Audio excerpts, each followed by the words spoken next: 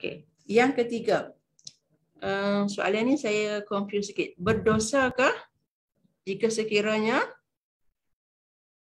sekiranya seorang isteri itu mengikut aktiviti yang program yang dianjurkan oleh kumpulan pondan, sebab kumpulan itu adalah kawan-kawan sekolah mereka, dan pondan itu memang berpakaian wanita. Dan sesungguhnya kalau kata pertemuan tu, seorang isteri tu memang akan bersalam dan berlagak pipi seolah-olah menjadikan pondan tu seorang perempuan. Jadi apakah hukumnya Ustazah? Dan bagaimana pula kalau kata ibu bapa yang bawa anak dan daripada situ anak tu dia melihat dan menganggap kata itu merupakan satu perkara biasa dan tak dosa. Jadi adakah isteri itu akan menanggung apa yang dia buat? Yang kata macam anak dia pun kalau kata sampai ke besar pun dia kata benda tu biasa. Dulu mak bapa aku okey je pun tak salah benda tu. Adakah dia menanggung dosa tu? Terima kasih. Baik. Ini kita kembali kepada persoalan yang kita bincang tadi lah. Isteri kalau dia nak buat sesuatu dia kena minta izin kepada suami. Minta izin kepada suami. Sebab tu suami ni ada jugalah kan orang lelaki dalam ni saya bercakap ni. Okey, suami ni dia kena ada ilmu sebelum dia nak berkahwin, maka dia kena ada ilmu yang berkaitan dengan perkahwinan. Jadi bukan boleh kahwin saja, ada duit, syarat ada duit boleh kahwin. Ada calon boleh kahwin tak. Dia kena ada ilmu juga yang berkaitan dengan ilmu rumah tangga.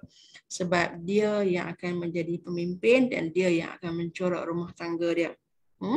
Sebab tu dia kena ada ilmu yang berkaitan. Baik. Kalau seorang wanita itu dia nak pergi, dia nak menghadirkan diri dia dalam aktiviti yang bersangkutan dengan pondan. Yang pertama, dia kena minta keizinan daripada suaminya. Minta izin daripada suaminya. Okey. Jadi, dalam konteks keizinan dia ni, suami dia itulah yang disebut kena ada ilmu. Dia nak bagi keizinan kepada isteri dia untuk berada dalam satu-satu ataupun nak keluar ke sesuatu tempat, kena lihat manfaat apa yang isteri dia dapat. Sebab sepanjang keluarnya seorang isteri daripada rumah dia, maka pada ketika itu semua dosa, pahala dia semua ditanggung oleh suami. Okey. Kalau dia nak pergi dalam program yang berbentuk aktiviti yang ada aktiviti pondan tu, boleh, bukan tak boleh. Tapi apa manfaat yang dia dapat? Apa manfaat yang boleh diperolehi? Kalau dengan hadirnya ke majlis atau aktiviti-aktiviti yang macam tu, dia boleh mengundangnya fitnah. Boleh bawa kepada benda-benda yang tidak sewajarnya, pergaulan bebas. Sebab, minta maaf lah, LGBT ni, kalau sebut perkataan pondan ni, maknanya sifat asal dia adalah lelaki. Mana cuma pakaian saja yang ditukar menjadi perempuan. Jadi, hukum dia tetap sama di situ. Kalau yang pergi itu adalah seorang isteri, maka dia adalah wanita. Cuma dia berdamping dengan orang-orang lelaki yang berpakaian perempuan. Hukum tetap sama di situ. Hukum dia ialah haram bagi seorang perempuan dengan lelaki yang bukan mahram. Dia tidak ada hubungan menjaga berlakunya pergaulan, batas-batas pergaulan itu tetap mesti dijaga.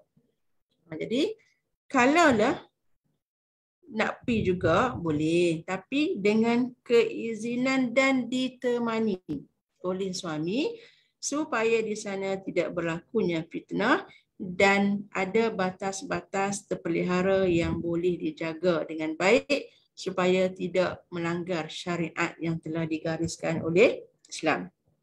Baik. Kemudian, kalaulah seorang isteri tadi itu dia pergi bawa anak-anak dia, maka kita kena kembali kepada konsep asal. Okay. Seorang isteri yang solehah, dia datang daripada muslimah yang solehah. Jadi, isteri ni, dia ni akan membentuk rumah tangga dia, anak-anak dia. Anak-anak dia tu dirawat, dibentuk oleh seorang isteri yang solehah.